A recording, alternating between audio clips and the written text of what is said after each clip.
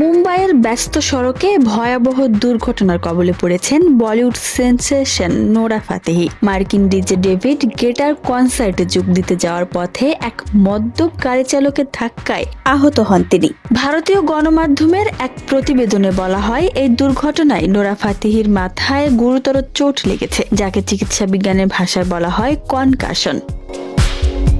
Sunburn ফেস্টিভ্যালে David গেটারের সঙ্গে perform করার কথা রয়েছে নোরার। সেই লক্ষ্যেই অনুষ্ঠান স্থলের দিকে যাচ্ছিলেন নোরা ফাতেহি। পথিমধ্যেই হঠাৎ করে একটি দ্রুতগামী গাড়ি নোরার গাড়িকে সজোরে ধাক্কা দেয়। পুলিশি তদন্তে প্রাথমিকভাবে তথ্য মিলেছে যে ঘাতক গাড়ির চালক মদ্যপ অবস্থায় ছিলেন। দুর্ঘটনার পরপরই নোরা ফাতেহিকে দ্রুত নিকটবর্তী হাসপাতালে নিয়ে যাওয়া হয়। সেখানে চিকিৎসকরা সিটি স্ক্যান সহ প্রয়োজনীয় পরীক্ষা নিরীক্ষা করান। সৌভাগ্যবশত নোরার শরীরে কোনো অভ্যন্তরীণ রক্তক্ষরণ বা বড় কোনো আঘাত পাওয়া যায়নি। তবে মস্তিষ্কে প্রচন্ড ঝাঁকুনি বা চোট হওয়ায় চিকিৎসকেরা তাকে পূর্ণ বিশ্রামের পরামর্শ দিয়েছেন। অসুস্থ শরীর ও চিকিৎসকদের বারণ সত্ত্বেও ভক্তদের নিরাশ না করতে সানবার্ন ফেস্টিভ্যালে পারফর্ম করার সিদ্ধান্তে অটল রয়েছেন তিনি। এই কনসার্টে ডেভিড গেটা ও আমেরিকান গায়িকা সিয়ারার সঙ্গে তার নতুন আন্তর্জাতিক সিঙ্গেলের এক ঝলক ভক্তদের উপহার দেওয়ার কথা রয়েছে। সম্প্রতি নোরা ফাতেহির ক্যারিয়ারে বইছে